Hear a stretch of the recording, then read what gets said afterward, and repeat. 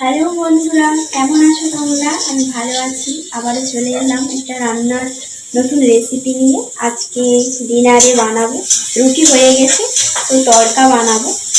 চলো তোমাদের এটা দেখাচ্ছি কিভাবে বানাতে।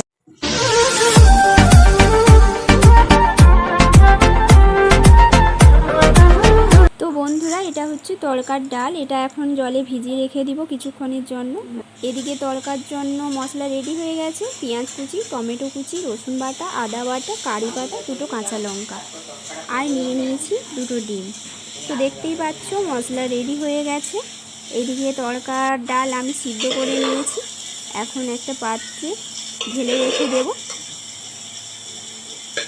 এদিকে কড়াই বসিয়ে দিয়েছিলাম। কড়াই গরম হতে পরিমাণ মতো তেল দিয়ে দিতে হবে। কিছুটা দেখো আমি চিনি দিয়ে দিচ্ছি। চিনিটা ফুলে উঠতে দিয়ে দিলাম কাঁচা লঙ্কা চেরা।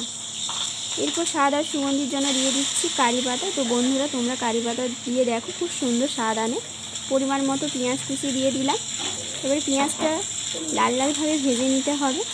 পেঁয়াজটা দেখো প্রায় লাল লাল ভাজা হয়ে গেছে। তো দিয়ে দিলাম আদা রসুন বাটা, কিছুটা টমেটো কুচি। মশলাটা সুন্দরভাবে কষে নিতে হবে, কারণ মশলা কষা সুন্দর না হলে তরকারি কিন্তু সুন্দর হবে না।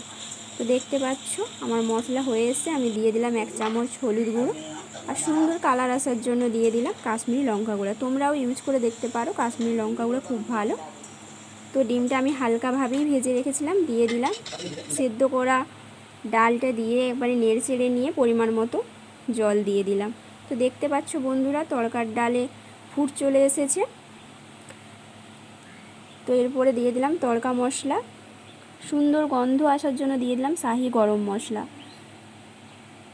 তো 1 চামচ ঘি দিয়ে দিলাম, খুব সুন্দর টেস্ট হবে। তো তোমরাও করে দেখো, যদি ভালো লাগে প্লিজ সাবস্ক্রাইব। বন্ধুরা টাটা, বাই বাই।